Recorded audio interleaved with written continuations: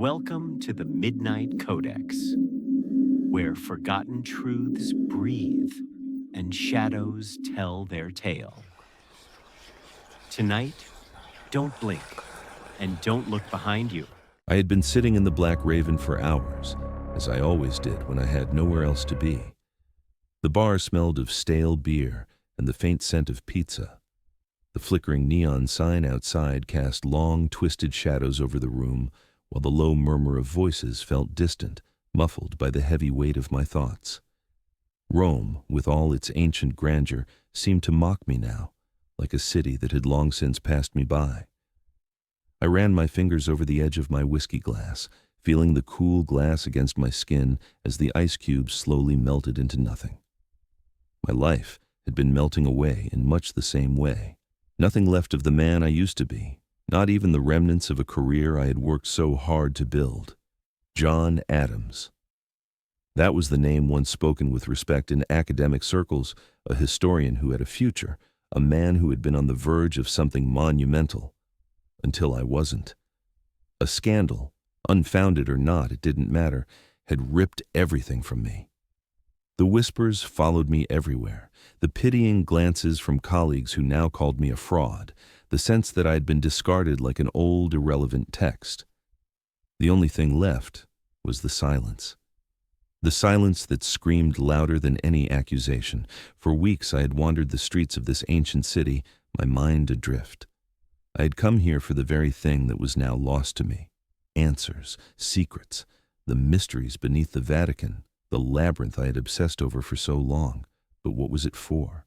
To uncover truths that would change everything, or simply to dig my own grave deeper? I didn't know anymore. And then she walked in. I hadn't expected anyone. The bar was a quiet refuge, a place for people to forget. But when Aurelia entered, it was as though everything in the room shifted. She wasn't a face I had seen before, but there was something unnervingly familiar about her. She was tall, with dark, elegant features, her hair pulled back in a tight knot. Her coat, black, sleek, almost too polished for this rundown establishment, didn't belong here. She stood in the doorway for a moment, scanning the room. Then her gaze found me. Her eyes, they were the kind of eyes that felt like they could see through you, past your pretenses and straight into the heart of your fears. I didn't know how she found me, but I couldn't pull my gaze away. It was as if the air in the room thickened the moment she looked at me. She didn't say a word, but walked directly toward me with a kind of purpose, her heels clicking sharply against the wooden floor. I almost wanted to stand up and leave, but I couldn't move. "John Adams," she said when she was finally close enough, her voice smooth, the words almost like an accusation, but not quite. "The historian." I nodded slowly, my throat dry. "I suppose that's me," I muttered, trying to sound casual. "Can I sit?" she asked, though it was more of a statement than a question. Her voice was calm, even soothing, but there was something unsettling in her tone, like a predator masking its intent. I gestured to the empty chair across from me, more out of instinct than any real desire for conversation. She sat without hesitation, her movements deliberate, controlled. There was no small talk, no casual introduction. The way she looked at me told me she already knew everything there was to know. "You've been looking for the labyrinth," she said, as if reading my thoughts, her voice low. "The one beneath the Vatican." I stiffened, my heart quickened, but I forced myself to remain calm. The labyrinth, the very thing that had consumed my life. The rumors, the whispers, the secrets, hidden for centuries, buried beneath the holy ground. I'd spent years researching it, desperate for answers, but it had always been just out of reach. The Vatican had sealed its doors tight, and no matter how hard I tried, I was never allowed entry. Not until now, it seemed. "I don't know what I began, but she interrupted, her eyes narrowing slightly. "You know exactly what I mean," she said quietly. "You've seen it, in the texts, in the hidden archives. The labyrinth is real, John. It's not just a myth, and you're the one who's meant to find it." Her words sent a shockwave through me. The labyrinth? Real? I had spent years studying the fragmented pieces of ancient manuscripts, uncovering hints, fragments, but this was something more. This was the truth, and it was standing right in front of me. "You're mad," I said, though even I could hear the uncertainty in my voice. "The labyrinth. Why would you tell me this?" She didn't flinch, didn't seem surprised by my skepticism. Instead, she leaned forward slightly, her gaze still intense. "Because you're the only one who can uncover it. You've already come closer than anyone else ever has," she said, her voice almost a whisper now. "I know about your work, John. Your obsession with the Vatican's secrets. I know that you're the one who's been digging into things no one should." I swallowed, feeling a chill run down my spine. "And what do you want from me?" I asked, the question slipping out before I could stop it. She smiled faintly, but there was no warmth in it. "Nothing from you, John. I'm here to give you what you want. But first, you have to understand what you're dealing with, what you'll have to face." She reached into her coat and pulled out an envelope, sliding it across the table to me. I stared at it for a long moment before reaching for it, my fingers trembling slightly. The seal on the envelope was familiar, an ancient symbol I had seen before in my research, linked to the very heart of the Vatican's most guarded mysteries. I opened the envelope carefully. Inside was a single sheet of paper, the words written in faded ink. "You are the key. The labyrinth awaits. Come and you will understand what the world has forgotten." I read the words aloud, the weight of them sinking into me like lead. The labyrinth. I had dreamed of this moment, of uncovering the secrets that had eluded me for so long. But now, with the invitation in front of me, it felt too real, too dangerous. "What is this?" I asked, my voice barely a whisper. Aurelia's eyes flickered, but her expression remained unreadable. "It's a map to the heart of the labyrinth. But there's a price, John. If you decide to follow it, you'll never be the same. And you can't turn back." I looked down at the paper again, my hands gripping it tightly. The temptation, the pull of the unknown was too much. But there was fear too, deep, primal fear. "Why me?" I asked, my voice shaky now. She leaned back, her gaze softening, but only slightly. "Because you're already a part of it. You've already uncovered more than anyone ever should." I could feel the weight of her words, the gravity of the decision pressing down on me. Everything in me screamed to run, to walk away from this madness, but at the same time, I knew deep down that I could never turn away. "I'll go," I said, the words slipping out before I had a chance to fully comprehend them. Aurelia's lips curled into a faint, knowing smile. "Good," she said. "It's not a choice, John. It's fate." And with that, I was already walking into the darkness, bound to a fate I could not escape. The labyrinth. That word kept echoing in my head as I followed Aurelia deeper into the Vatican's secret archives. The silence here was suffocating, the air thick with centuries-old dust and secrets that no one had dared to uncover. As we walked through narrow corridors lined with towering shelves, I couldn't help but feel like I was being swallowed whole by this place. The walls seemed to close in on me, the dim candlelight casting long shadows that shifted as if alive. The scent of ancient paper and ink filled my nostrils, the smell of history itself, both intoxicating and suffocating. Aurelia moved with a calm, almost eerie grace, leading me through the winding maze of forgotten knowledge. I had never imagined anything like this.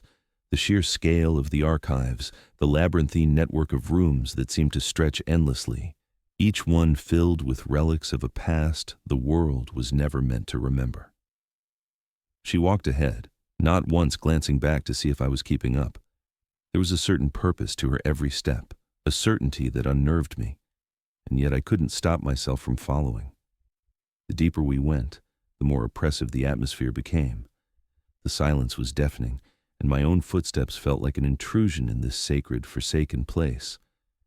I had come here seeking answers, but now that I was within the heart of the Vatican's darkest secrets, the weight of what I might find began to settle on my chest like a stone. Aurelia stopped in front of an ornate wooden door, old and covered with intricate carvings. She turned to face me, her eyes piercing through the dim light as if she could see every thought swirling in my mind. "You'll need to understand the rules," she said quietly, her voice still calm, but now carrying an unsettling finality. "If you're going to survive the labyrinth, you must follow them. These aren't mere precautions, John. They are the only thing that will keep you from becoming part of it." I had no idea what she meant by becoming part of it, but I didn't dare ask. The way she spoke, so sure, so resolute, made me feel like I was on the edge of something vast and dangerous, something beyond my understanding. And yet, I couldn't pull away.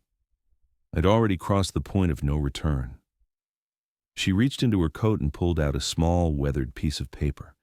It was frayed at the edges, the ink faded with time, but it was still legible. She handed it to me without a word. I took it, my hands trembling slightly as I unfolded the paper. The words were simple, but their meaning was far from clear. 1. Never enter the central hall after midnight. 2. Do not touch any object without speaking its name aloud. 3.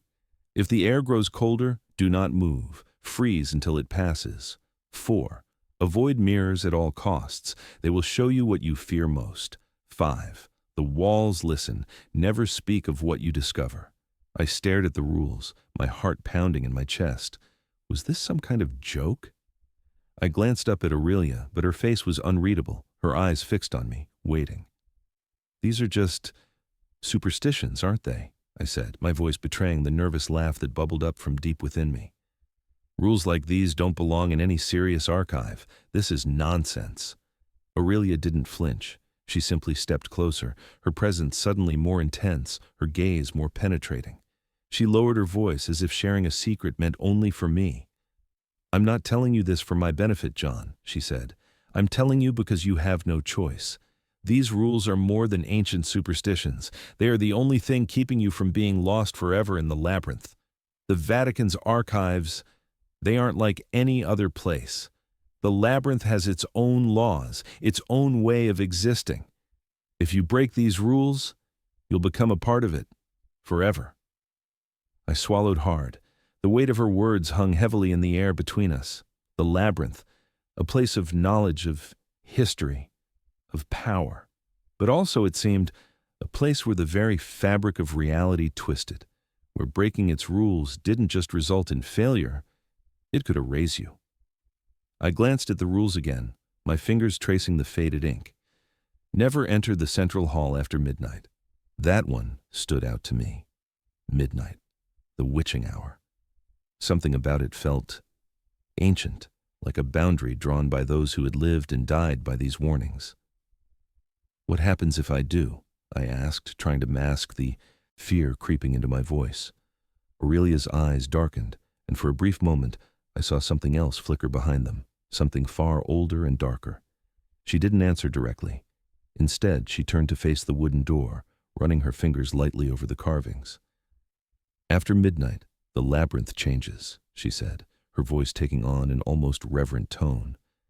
"The central hall is where the most dangerous relics are kept. It's a threshold between the known and the unknown. Entering after midnight opens doors that should remain closed.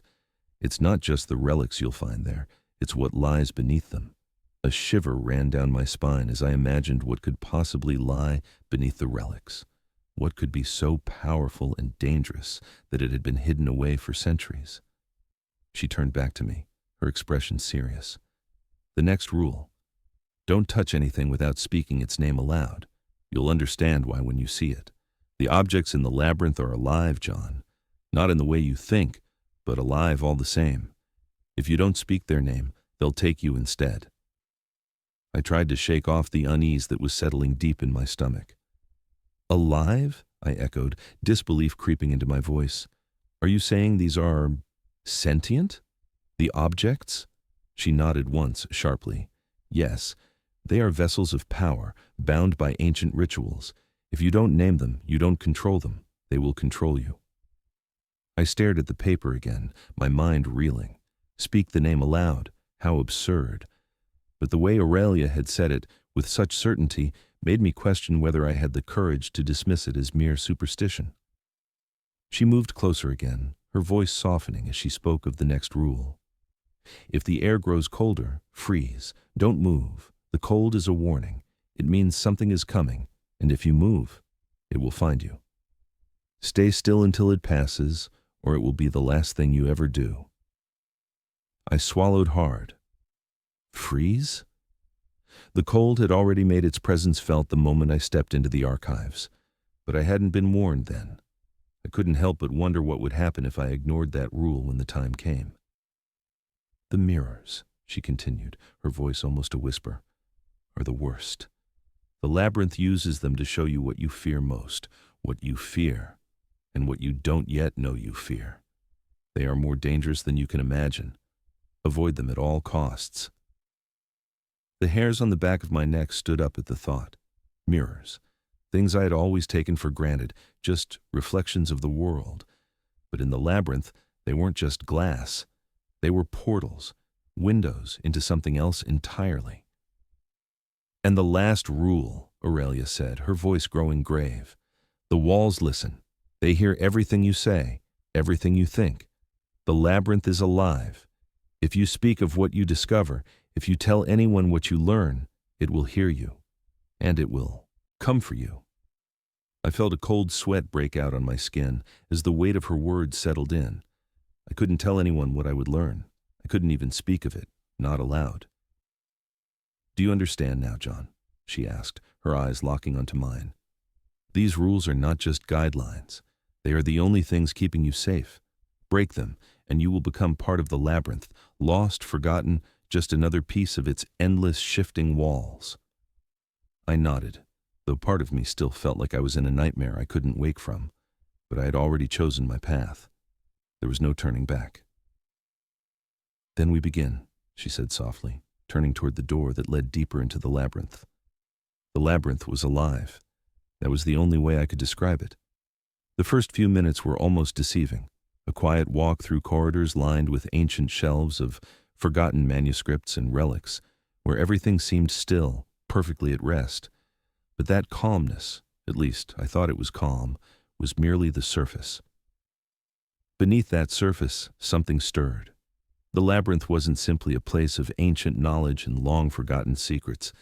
It was something far darker, something more dangerous than I could have ever imagined. I'd been walking for what felt like hours, though the time had become irrelevant. The walls of stone seemed to stretch endlessly in every direction, and the winding corridors grew tighter as I ventured deeper into the complex. I kept moving, driven by an insatiable curiosity, the need to uncover whatever lay hidden in this place. But with every step I took, I began to feel the weight of the labyrinth pressing against me. The air felt thick, like I was walking underwater, and the chill in the stone beneath my feet seeped up through my shoes, spreading through my body like ice. It didn't take long for the whispers to start. At first, they were distant, as though they were coming from another room, barely audible above the sound of my own breathing. It was the sound of someone, or something, murmuring in the dark, voices carried on the stagnant air. I told myself it was nothing, that it was just my mind playing tricks on me. But then the whispers grew louder. I stopped in my tracks, straining my ears. The voices were growing clearer, more distinct, but they weren't in any language I recognized. It sounded like chanting. Ancient rhythmic words, repeated over and over, filling the air. And then, almost as if they knew I was listening, one word pierced through the rest, clear as day. My name. John. It wasn't my imagination. I heard it again, but this time, it wasn't just a whisper. It was a voice, deep, rasping, cold. It came from somewhere behind me, from the shadows that stretched down the narrow corridor, the very walls themselves seeming to bend and shift, the shadows alive, following my every movement. I turned quickly, heart racing, but saw nothing. No one. I shook my head, trying to clear my thoughts, but the air around me seemed to grow colder, thicker. I could feel my pulse quicken, the coldness biting deeper into my skin, seeping into my bones. I'd been told that the labyrinth was a place of secrets, but I wasn't prepared for the reality of it. The deeper I went, the more everything around me seemed to change. The corridors began to twist unnaturally, the stone floors creaking and groaning beneath my feet. I could feel the space around me warping, as though the walls themselves were shifting, stretching in ways they shouldn't. The passageways grew narrower, the ceiling lower, the air heavier. I stopped again, trying to steady my breathing, trying to remind myself of the rules. Never enter the central hall after midnight. I glanced at the old clock I had found earlier, a relic, tucked away in the shadows, still ticking steadily. It was just past 11. I had time. But as I stood there, listening to the whispers that seemed to rise and fall like a tide, I couldn't shake the feeling that I was being drawn into something darker, something that had been waiting for me. I told myself to keep moving. I couldn't stop. I had come this far, and now there was no turning back. I passed through several more corridors, all the while aware of the way the labyrinth seemed to respond to me, to notice my every move. The walls groaned, the shadows stretched longer with each step I took. The further I went, the more the air around me thickened, suffocating, as though I were trapped in a living organism, its pulse beating through the very walls. By the time I reached the central hall, it was almost midnight. I was no longer sure if I had been walking for hours or days. I could feel the weight of the place pressing down on me, urging me forward. The central hall stood ahead, its entrance dark and foreboding, the very air around it vibrating with something I couldn't explain. I paused at the threshold, the coldness seeping through the stone beneath my feet, making my skin crawl. The light from my torch barely penetrated the darkness ahead. I hesitated for a moment, thinking of Aurelia's warning, of the rules she had given me, of the consequences of stepping beyond that point. But something inside me urged me on. I had to know. I had to see it for myself. With one last breath, I crossed into the central hall. The change was instantaneous. The temperature dropped sharply, and the silence was shattered by the sound of the walls groaning. The entire room seemed to shift. The shadows twisted and danced around me, stretching out as if they had a life of their own. The light from my torch flickered violently, casting erratic, distorted shadows that seemed to grow longer and deeper, reaching toward me, following my every move. I tried to calm my racing heart, but the sensation of being watched was overwhelming. I turned, expecting to see a figure at the far end of the hall, but there was nothing, just the oppressive darkness that stretched into the distance, the walls pressing in around me, suffocating me. Then I heard it again, the whispering. But this time, it wasn't distant. It was closer, louder, all around me, my name. It echoed through the hall, vibrating in the very walls, resonating in my chest like a heartbeat. It wasn't just a whisper anymore. It was a voice, deep and hollow, as though the labyrinth itself was speaking to me. John. I froze. The air grew colder still, thick with an unnatural chill.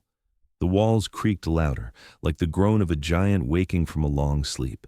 I could feel the stone beneath my feet shift, the entire labyrinth moving, responding to my presence. The shadows twisted. The walls seemed to close in around me, pressing tighter, suffocating me. And then, in the distance, I saw it. A figure.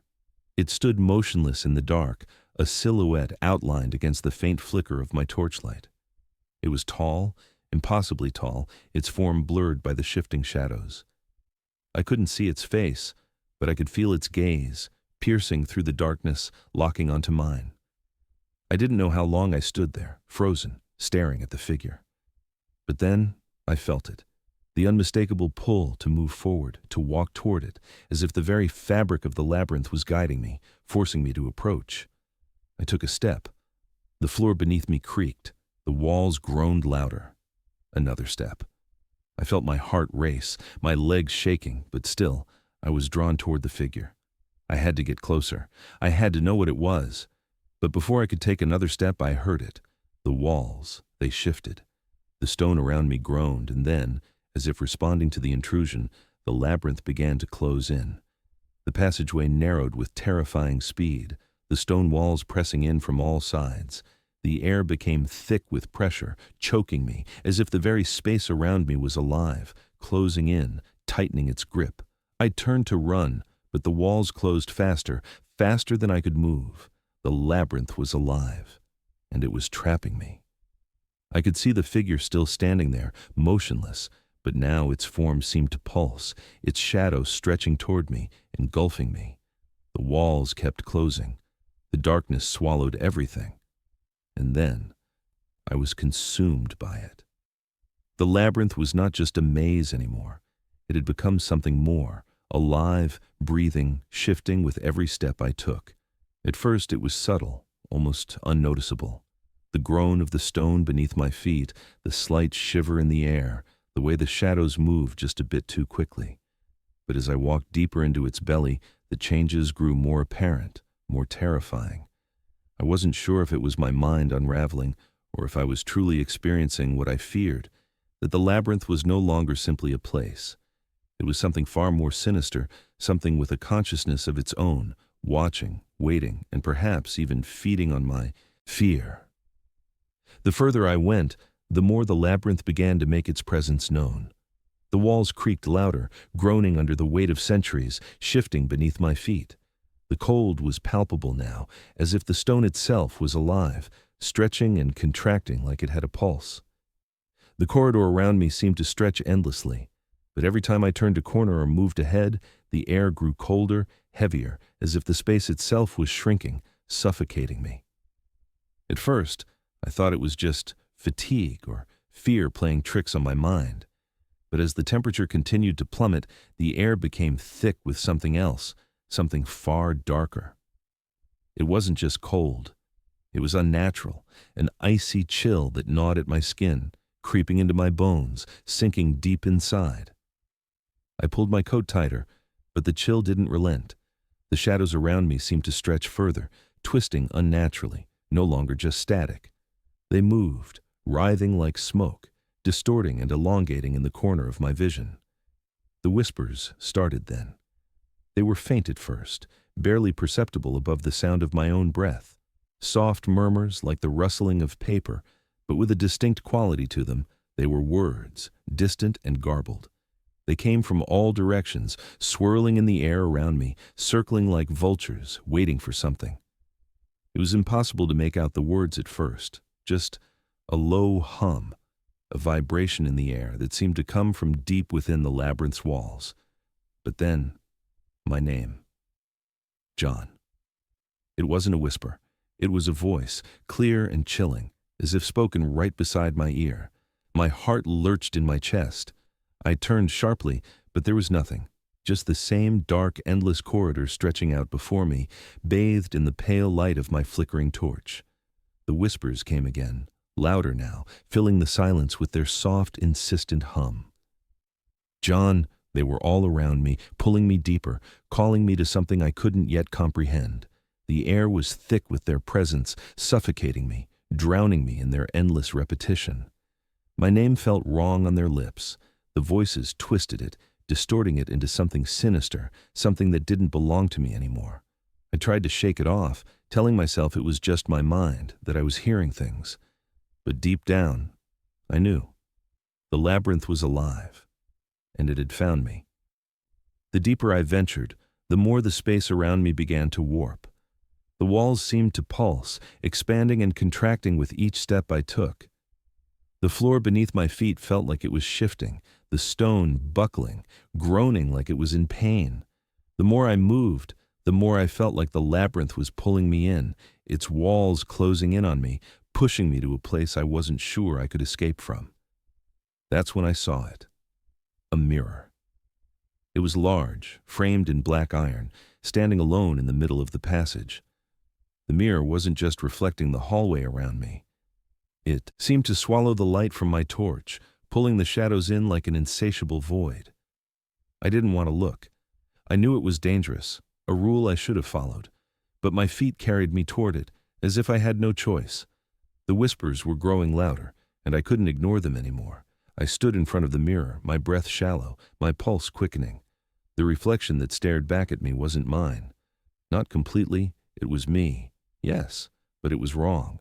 The figure in the glass was distorted, its features gaunt and pale, my eyes hollow and wide with fear. It was as if the reflection wasn't just a reflection. It was a version of me, a twisted mockery. It smiled, slowly, cruelly, like it knew something I didn't. The smile stretched across its face, unnatural, its lips curling back far too wide, revealing teeth that seemed too sharp, too perfect. I stumbled back, a gasp escaping my lips, my heart hammering in my chest. I couldn't look away, but I knew I shouldn't be seeing this. I turned away quickly, my heart pounding in my throat. It was only a reflection. It couldn't hurt me. But when I looked back, it was still there. This time, it wasn't just a twisted version of me. This time, it was standing closer, its eyes locked onto mine. It was me, but it wasn't. The reflection seemed to move, shift, as though it had a life of its own, a malevolent force that wanted something more than just to stare at me. I turned away, but the feeling of its gaze never left me. The whispers grew louder, the voices pressing against my skull, echoing in my ears. My breath came in short, panicked gasps. I couldn't get away from them, from the labyrinth, from myself. Every step I took seemed to lead me deeper into the madness. The walls groaned again, and I knew I wasn't just walking through the labyrinth anymore. I was becoming part of it. The labyrinth was alive, and it was feeding on me. I kept moving, my legs weak beneath me, my mind unraveling as I stumbled forward. The corridors seemed to narrow, the walls closing in with every breath. The whispers were relentless now, their words incoherent but still shaped by something sinister. I didn't dare look into another mirror, but I could feel their presence pressing on my back, watching me. Then, through the shifting shadows and the choking darkness, I saw it. A door. It shouldn't have been there. There was no door in this part of the labyrinth, not before, not like this. The wood was dark and old, but the symbols carved into its surface were unmistakable. Symbols I recognized from the ancient texts I had spent so many years studying. The same runes, the same markings that haunted every corner of the labyrinth. I couldn't breathe as I approached it. The door pulsed, its symbols glowing faintly, as if it were alive, watching me, calling me. I reached out for the handle, but just as my fingers brushed it, I heard a loud, terrifying crack from behind me. I spun around. The labyrinth wasn't just shifting anymore. It was closing in on me. The walls groaned and the floor trembled beneath my feet. The shadows seemed to stretch and twist toward me, the very air around me becoming thick, suffocating. I could feel it, a force, a presence that had always been just behind me, and now it was here, in the very air. The labyrinth was no longer just a place. It was something else, something that could see me, touch me, consume me. I turned back to the door. But it wasn't just a door anymore. It was the heart of the labyrinth, and it was waiting for me. The deeper I ventured, the tighter the labyrinth's grip became. The stone beneath my feet groaned under my weight, as if the walls themselves were pushing against me, urging me forward. But it wasn't just the stone that shifted. It was the entire space, the air itself, the very atmosphere growing heavier with each step. There was a constant, almost imperceptible change, a distortion in the air that made every inch of this place feel wrong. I tried to shake the feeling of being watched, but no matter how hard I tried to focus on the path ahead, the whispers started again. Faint at first, like a soft rustling behind me, and then they grew louder, more insistent, as if they were calling me, urging me to keep going, to move deeper into the heart of the labyrinth. I could hear them clearly now. My name. John, they whispered, soft and seductive. The sound was everywhere, echoing off the stone walls and reverberating in my skull. The voices were coming from all directions, swirling around me like smoke. But they weren't just whispers. They felt alive, aware of me, pulling me in. I stumbled for a moment, my mind spinning, as I looked around. There was no one here. Just the labyrinth. But the deeper I walked, the more the walls seemed to breathe. The stone floor creaked, shifting beneath my feet as though it was adjusting to my every step, as if the labyrinth itself were watching me, waiting. I had to find the answers. But the labyrinth was offering me something else, something far darker. I continued to push forward, but the space around me seemed to warp. The shadows, which had once been predictable and stationary, now stretched and twisted, moving out of the corners of my vision. The air grew colder. My breath came out in visible puffs, and the chill that hit me was unnatural, almost suffocating. Every breath felt like I was inhaling something thick, like smoke, like the very presence of the labyrinth was seeping into me. The deeper I went, the more I felt the labyrinth itself becoming aware of me. It was responding to me, reacting to my every movement. The walls seemed to groan and shift, the very stone and wood bending under some unseen force.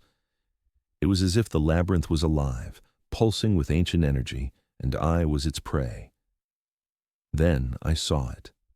A room ahead, different from the others. It wasn't just another passageway or empty space. It felt different, like the air was thick with something else. A heavy presence, a feeling of history, of ritual. The room was dimly lit by faint flickering torches, casting shadows that danced along the walls. In the center stood a pedestal, draped in dust and time, with an open book lying upon it. The pages were cracked and yellowed, but the words, though faded, were still legible. I approached, my steps slow, hesitant. The book was bound in thick dark leather, its spine cracked with age. As I leaned closer, I could feel a strange pull, an inevitable magnetism that seemed to come from the book itself, like it was calling to me. The whispers grew louder, swirling around me, pressing in from every angle. The labyrinth was watching. The first page I opened was written in a language I didn't understand, but somehow it felt familiar. The symbols, the structure of the text, it was almost like I had seen it before. The words, however, weren't the most unsettling part. What disturbed me the most were the depictions on the pages, images of twisted rituals, of sacrifices, and a terrifying entity bound beneath the labyrinth stone. This was no place of knowledge. It was a prison to keep something locked away. The more I read, the more I realized the truth. This labyrinth was not meant to protect knowledge.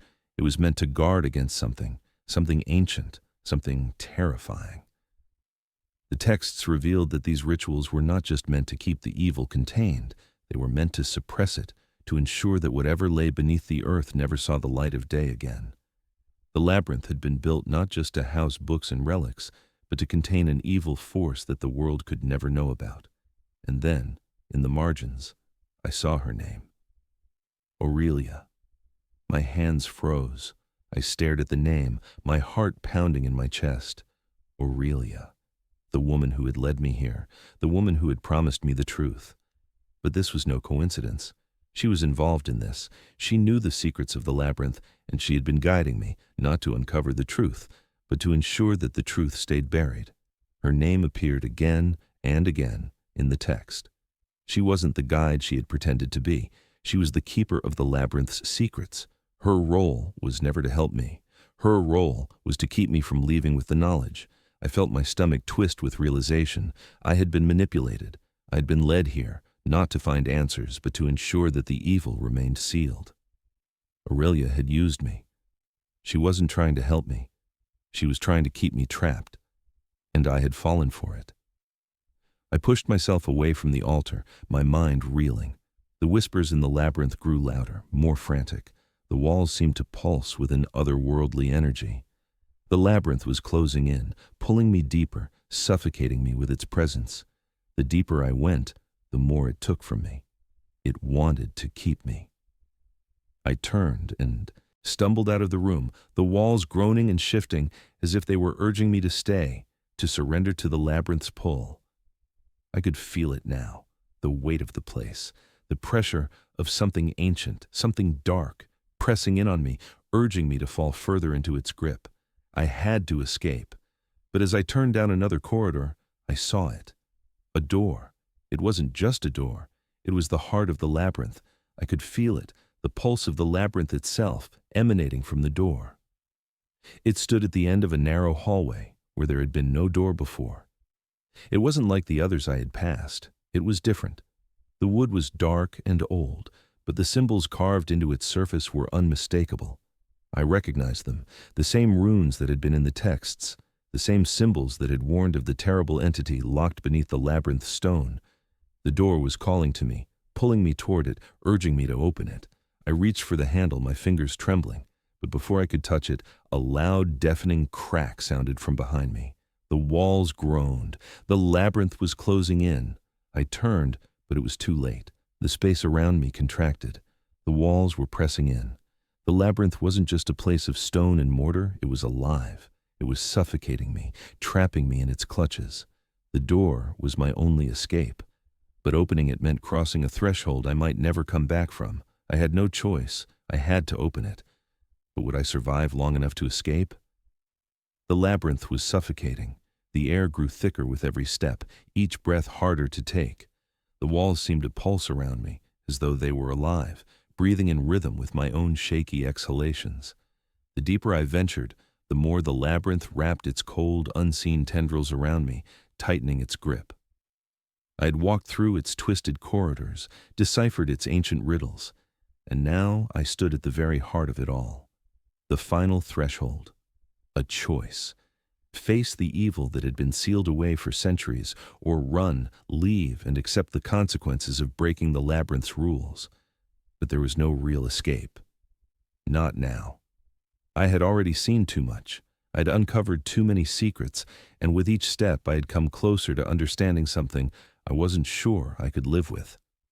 Face it. The door ahead of me was my only option. I had come so far, and this was the moment, but in the back of my mind, I could already feel the weight of the decision. This wasn't just about stepping into the unknown. This was about facing something ancient, something powerful enough to have been locked away for centuries. And then there was the second option, escape. I could leave, walk away from the labyrinth, but doing so would come at a price. The labyrinth would not let me leave unscathed. Aurelia's words echoed in my mind. Breaking the rules meant certain death, or worse. It meant becoming a part of the labyrinth, an eternal guardian bound to its walls. Its purpose, forever. My heart raced. I stood at the threshold, caught between two choices, both terrifying in their own right.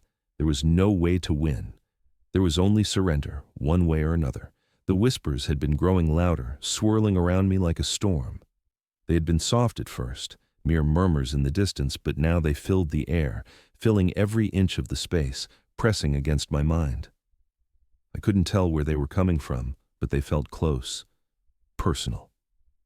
John. It wasn't a whisper anymore. It was a voice, calling my name with terrifying familiarity. The very walls of the labyrinth seemed to hum with the voices, their presence pressing in on me, suffocating me. I turned around. The shadows shifted, stretching toward me, lengthening as if they were alive. The room around me felt smaller, as though the labyrinth was closing in. The pulse of its energy was undeniable now. It wasn't just the walls groaning or the stone creaking underfoot. It was the entire space, bending, shifting, as if it were breathing. I tried to move, but the air felt thick, as if my limbs were sluggish, my movements hindered. I couldn't think clearly anymore. My mind was racing, but every thought was tangled in the same question: what should I do? The whispers became louder, now a cacophony of voices. They were urging me, pulling me. I forced myself to take a step back, but the walls seemed to move with me, following my every movement, contracting, closing in tighter. I couldn't breathe. I couldn't escape. The door was my only option. I had to open it. I reached for the handle, my fingers trembling as I grasped the cool metal. The door groaned as if it were alive, its ancient hinges protesting the intrusion. I could feel the labyrinth's energy surging through the walls, a pulsating force pushing me forward. But just as my fingers brushed against the door, I heard a voice. John. I froze, my hand still on the handle, and slowly turned around. There, standing at the end of the corridor, was Aurelia. She was no longer just the guide, no longer the woman who had led me here. She was something else, something darker. The shadows wrapped around her like a cloak, blending her into the labyrinth itself. Her figure was barely visible in the flickering light of my torch, but I could feel her presence, solid, like she was a part of the very walls. For the first time, I felt truly alone. She wasn't here to help me anymore. She wasn't here to reveal the truth. She had been here all along, but I had only just begun to understand why. Aurelia stepped forward, her movements slow, deliberate, like she knew I couldn't stop her. The labyrinth seemed to tremble with her every step. "You think you can just walk away, John?" she asked, her voice low, cold. "You think you can open that door and leave with the truth?" My heart stopped. I knew then. This was it. The final confrontation. "I'm not here to help you," she said, her eyes never leaving mine. I never was. I took a step back, feeling the weight of her words settle in my chest like a leaden weight. "You've been lying to me," I said, the words barely escaping my lips. "All this time, you've been leading me into a trap." Aurelia smiled, but it wasn't a kind smile. It was dark, predatory. "I didn't lie to you, John. I led you here. I led you to the heart of the labyrinth, where the truth lies buried beneath the stone and time. But you're wrong if you think it's the truth that's waiting for you." Her voice was sharp, almost a hiss now, as if the labyrinth itself were speaking through her. "You're not meant to leave, John. The labyrinth has chosen you. You are its guardian now." I shook my head, my mind spinning. "No, I won't stay. I won't be part of this thing." Aurelia's smile faltered, and in that moment, I saw the true horror in her eyes. The labyrinth had claimed her. She wasn't just a guide anymore. She was its prisoner, and it wanted me to be the same. "The labyrinth doesn't let go of its chosen ones," she said, her voice now eerily calm. "Once you've uncovered the truth, there's no going back. It'll trap you here, just as it trapped me." I turned to the door, my hand still on the handle. Escape. That was the only thing that mattered now. I had to open it. I had to face the truth, no matter the cost. The labyrinth couldn't stop me. But just as I turned the handle, a loud crack echoed through the air. The walls of the labyrinth shuddered, the air tensed, as if the very structure of the place was about to collapse. The labyrinth was alive, and it didn't want me to leave. Suddenly, the darkness seemed to surge forward, surrounding me, pulling me back. The door I had reached for seemed to grow further away. The walls closed in faster now, their pulsating energy growing stronger, more insistent. The labyrinth was closing in on me, suffocating me. Aurelia stood there, watching, her expression unreadable. She wasn't going to help me now. She never had. I stepped forward, my hand still grasping the door handle, but the labyrinth was fighting back, pulling me deeper into its heart. The walls were pulsing with a force stronger than I could understand, and the shadows, those dark, writhing shapes, seemed to stretch toward me, reaching, pulling, calling me to stay. I had to make a choice. Would I open the door and face the evil locked within, or would I stay here, forever trapped, becoming just another guardian of the labyrinth's eternal prison? The door was the answer. But was I brave enough to face what lay beyond? And if I did I ever survive long enough to escape?